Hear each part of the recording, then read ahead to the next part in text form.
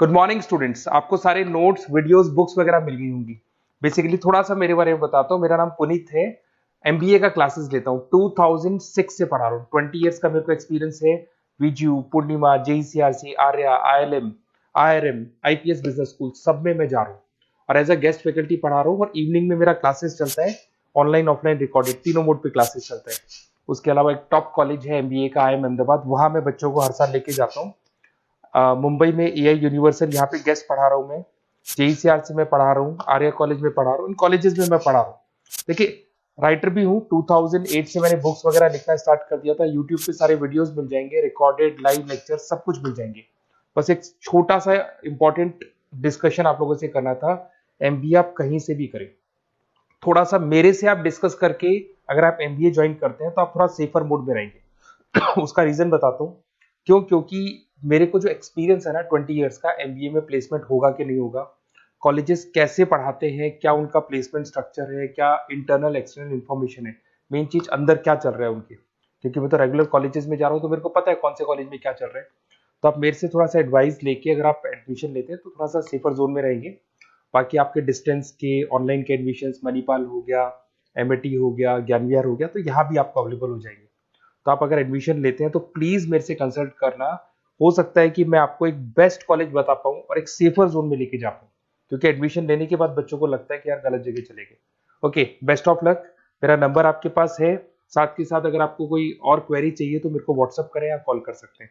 Okay, best of luck. नमस्कार और स्वागत है।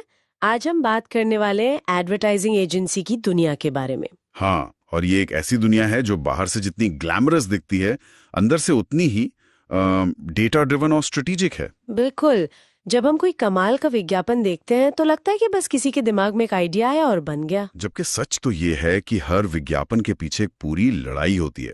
मतलब डेटा और क्रिएटिविटी की, बजट और सपनों की। तो आज हमारा मिशन है एक विज्ञापन के पूरे सफर को समझना, शुरू से लेकर बिल्कुल आखिर तक।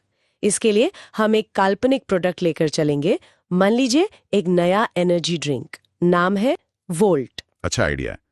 तो हम देखेंगे कि वोल्ट का आइडिया आने से लेकर बाजार में आने तक एक एजेंसी असल में करती क्या क्या है। हाँ, क्योंकि एडवर्टाइजिंग एजेंसी कोई फैक्ट्री नहीं है ना, कि एक तरफ से क्लाइंट का ब्रीफ डालो और दूसरी तरफ से विज्ञापन निकल आए। नहीं, बिल्कुल नहीं। ये तो एक इकोसिस्टम जैसा है, जहां एनालिस्ट, आर्टिस्ट, नेगोशिएटर सब मिलकर कुछ ऐसा बनाते हैं जो असरदार भी हो और यादगार भी। चलिए तो फिर इसी इकोसिस्टम को समझते हैं। वोल्ट एनर्जी ड्रिंक वाली कंपनी एजेंसी के पास आती है। वो कहती है हमें एक जबरदस्त लॉन्च कैंपेन चाहिए। अब एजेंसी का सबसे पहला कदम क्या होगा? देखिए, कहानी क्रिएटिव रूम से नहीं बल्कि डेटा रूम से शुरू होती है। सबसे पहले आते हैं दो सबसे जरूरी काम, मार्केट रिसर्च और क्लाइंट सर्विसिंग। यहीं पर नींव रखी जाती है। बिल्कुल। रिसर्च के बिना क्रिएटिविटी अंधेरे में तीर चलाने जैसा है। मार्केट रिसर्च, ये शब्द सुनने में थोड़ा बोरिंग लगता है, सर्वे, चार्ट्स। लेकिन हमारे स्रोतों में एक दिलचस्प बात ये थी कि आज की रिसर्च सिर्फ ये पूछना नहीं है कि आपको क्या पसंद है। सही बात है। आज की रिसर्च बहुत ज्यादा मनोवैज्ञानिक हो गई है। कैसे? एजेंसी ये नहीं पूछेगी कि क्या आप थका हुआ महसूस करते हैं। नहीं, वो ये समझने की कोशिश करेगी कि आज का युवा सिर्फ शारीरिक रूप से नहीं बल्कि मानसिक रूप से थका हुआ है, स्क्रीन टाइम से, इंफॉर्मेशन ओवरलोड से। अच्छा। तो वोल्ट के लिए रिसर्च से शायद ये इंसाइट निकले कि हमारे टारगेट ऑडियंस को एनर्जी से ज्यादा फोकस चाहिए। फोकस, ये एक छोटा सा फर्क है लेकिन बहुत बड़ा है। हाँ, यहीं से पूरा खेल बदल जाता है। ठीक है, तो रिसर्च ने हमें एक दिशा दी, एनर्जी नहीं फोकस। अब क्लाइंट सर्विसिंग टीम का क्या रोल है? क्या वो सिर्फ क्लाइंट और एजेंसी के बीच, मतलब एक पोस्टमैन का काम करते हैं? नहीं नहीं, ये एक बहुत बड़ी गलतफहमी है।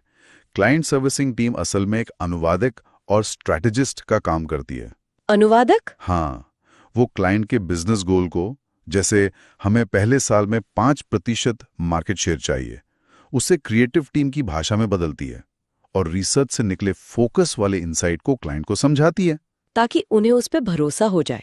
बिल्कुल वही हैं जो क्लाइंट को बताते हैं, देखिए सिर्फ एनर्जी एनर्जी चिल्लाने से बात नहीं बनेगी, हमें कहना होगा अपना फोकस वापस पाओ। यही टीम पूरे प्रोजेक्ट की मैनेजर भी होती है, बजट, डेडलाइन, सब कुछ। समझ गए। तो अब हमारे पास एक मजबूत इनसाइट है, फोकस, क्लाइंट भी मान गया है। अब आता है वो हिस्सा जिसका सबको इंतजार रहता है, क्रिएटिविटी। हाँ बिल्कुल, यहाँ से चीजें मजेदार होनी शुरू होती हैं। इसे कहते हैं क्रिएटिव डेवलपमेंट। यहीं पर वो रिसर्च से मिला डेटा कला में बदलता है। एग्जैक्टली कला में बदलता है। वोल्ट के लिए अपना फोकस वापस पाओ के इनसाइट पर अब क्रिएटिव टीम काम करेगी। तो वो नारे सोचेंगे, विजुअल सोचेंगे। हाँ, जैसे वोल्ट दुनिया को ब्लर करो, खुद पर फोकस करो, या फिर शोर के बीच अपनी धुन पकड़ो।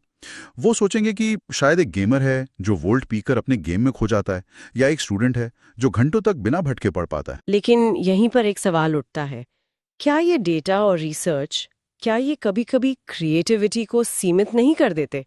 मतलब अगर डेटा कहता है कि लोग सिर्फ नीला रंग पसंद करते हैं, तो क्या हम कुछ नया कर ही नहीं पाएंगे? ये एक क्लासिक बहस है और एजेंसी के अंदर ये तनाव हमेशा रहता है। तो फिर हल क्या है? एक अच्छी एजेंसी में डेटा को पिंजरा नहीं, स्प्रिंग बोर्ड माना जाता है। रिसर्च आपको बताता है कि लोग कहाँ खड़े हैं। क्रिएटिविटी का काम है उन्हें वहां से कहीं और ले जाना।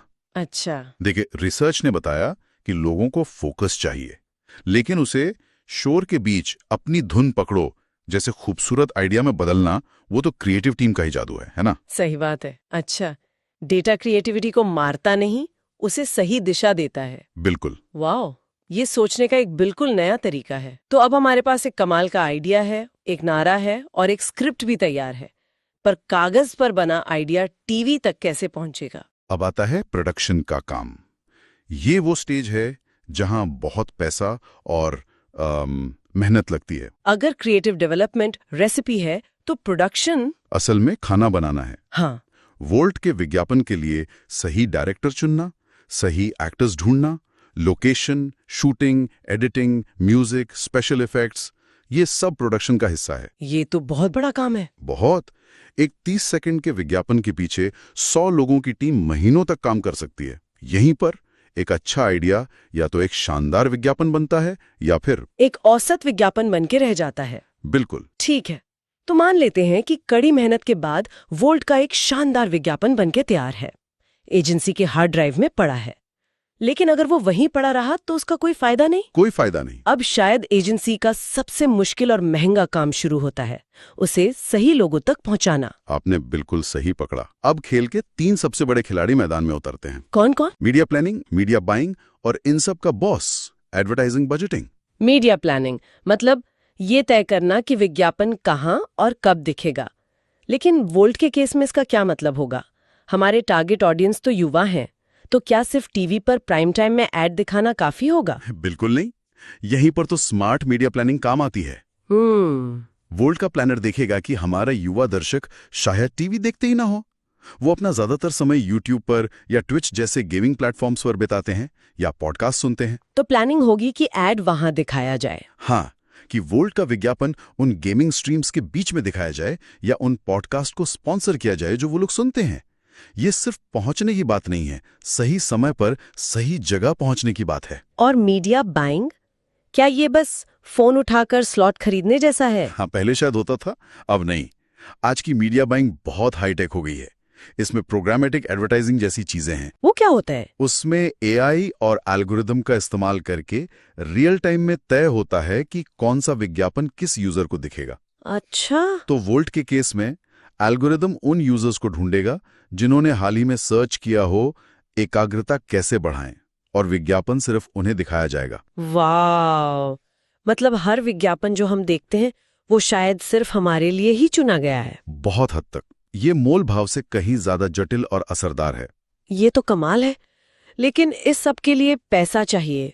बजट कैसे तय होता है? क्या क्लाइंट बस एक नंबर बता देता है? कभी कभी ऐसा होता है, क्लाइंट एक तय बजट के साथ आता है और एजेंसी को उसी में काम करना होता है। और दूसरे मामलों में? ज्यादातर मामलों में एजेंसी क्लाइंट के लक्ष्य के हिसाब से बजट का प्रस्ताव रखती है। अगर वोल्ट को 5% मार्केट शेयर चाहिए तो एजेंसी बताएगी कि इस लक्ष्य तक पहुंचने के लिए मीडिया पर कितना खर्च करना पड़ेगा। और लक्ष्य हमेशा एक ही होता है? हाँ, बजट के अंदर रहते हुए ज्यादा से ज्यादा असर पैदा करना। हर रुपया मायने रखता है। तो हमने रिसर्च, क्रिएटिव और मीडिया, इन तीनों बड़ी दुनियाओं को समझ लिया। लेकिन ये सब अलग अलग विभाग एक साथ मिलकर काम कैसे करते? मतलब ऐसा तो नहीं हो सकता कि सब अपनी अपनी धुन में चले? नहीं, इन्हें एक साथ लाने का काम करता है कैंपेन प्लानिंग। अभियान योजना। हाँ, ये वो गोंद है जो सब कुछ जोड़ता है। ये सिर्फ एक टीवी ऐड बनाने के बारे में नहीं है, ये एक एकीकृत मतलब एक इंटीग्रेटेड कैंपेन बनाने के बारे में है। अच्छा। कैंपेन प्लानर ये पक्का करेगा कि वोल्ट का जो संदेश है, शोर के बीच अपनी धुन पकड़ो, वो टीवी पर, होर्डिंग पर, सोशल मीडिया पोस्ट्स पर हर जगह एक जैसा दिखे और महसूस हो, ताकि ग्राहक के दिमाग में एक मजबूत पहचान बन सके। बिल्कुल। रंग, फॉन्ट, म्यूजिक, टोन, सब कुछ एक जैसा। ठीक है। और जब सब कुछ हो जाता है, कैंपेन लॉन्च हो जाता है, तो क्या एजेंसी का काम खत्म? नहीं, बिल्कुल नहीं, बल्कि सबसे जरूरी काम तो अब शुरू होता है। वो क्या है? परफॉर्मेंस इवैल्यूएशन, मतलब प्रदर्शन का मूल्यांकन। यहीं पर पता चलता है कि जो तीर चलाया था वो निशाने पर लगा या नहीं। और ये सिर्फ सेल्स के नंबर देखना तो नहीं होगा, है ना? नहीं, उससे कहीं ज्यादा है। हाँ, बिक्री बढ़ी या नहीं ये सबसे जरूरी है, लेकिन एजेंसी ये भी देखेगी कि सोशल मीडिया पर वोल्ट के बारे में क्या बातें हो रही हैं। लोग हमारे नारे का इस्तेमाल कर रहे हैं या नहीं? हाँ, विज्ञापन पसंद किया जा रहा है या उसका मजाक उड़ाया जा रहा है, वेबसाइट पर कितना ट्रैफिक आया, ये सारा डेटा इकट्ठा करके उसका विश्लेषण होता है, ताकि पता चले कि क्या काम किया और क्या नहीं। एग्जैक्टली। और वोल्ट की सफलता या असफलता से मिले सबक अगले कैंपेन को और बेहतर बनाने में मदद करते हैं। ये एक कभी न खत्म होने वाला चक्र है। तो इसका कुल मतलब क्या हुआ? आज की हमारी बातचीत से ये तो साफ है कि एक एडवर्टाइजिंग एजेंसी किसी एक जीनियस का कमाल नहीं है। नहीं, ये एक जटिल इकोसिस्टम है जहां डेटा वैज्ञानिकों, कलाकारों, निगोशिएटर्स, रणनीतिकारों सबके बीच एक लगातार खिंचतान चलती रहती है। और शायद उसी खिंचतान से बेहतरीन काम निकल कर आता है। इन सभी कामों को समझना हमें रोज दिखने वाले विज्ञापनों के पीछे की कहानी बताता है। हाँ, ये उस विशाल रणनीतिक मशीनरी को दिखाता है जो एक साधारण 30 सेकंड के विज्ञापन के पीछे काम कर रही होती है। बिल्कुल, ये सिर्फ रचनात्मकता का उत्सव नहीं है, बल्कि सोची समझी रणनीति की जीत है। और यहाँ एक आखिरी विचार छोड़कर जाता हूँ। ये देखते हुए कि एजेंसी का हर एक काम, रिसर्च से लेकर मीडिया बाइंग तक, सिर्फ एक लक्ष्य के लिए डिजाइन किया गया है, हमारी सोच और हमारे फैसलों को प्रभावित करना। हाँ, तो अगली बार जब कोई विज्ञापन किसी को कुछ खरीदने पर मजबूर कर दे, तो ये सोचने के बजाय कि वो सिर्फ एक अच्छे प्रोडक्ट से प्रभावित हुए हैं, एक पल रुककर ये सोचिए कि आप डेटा, मनोविज्ञान और अरबों डॉलर के मीडिया गणित के एक अदृश्य जाल का हिस्सा बन गए हैं, जिसे बड़ी खूबसूरती से सिर्फ और सिर्फ आपके लिए ही बुना गया था। हम असल में विज्ञापन के किस हिस्से का शिकार हुए हैं, उसकी कहानी का या उसे हम तक पहुंचाने वाले एल्गोरिदम का?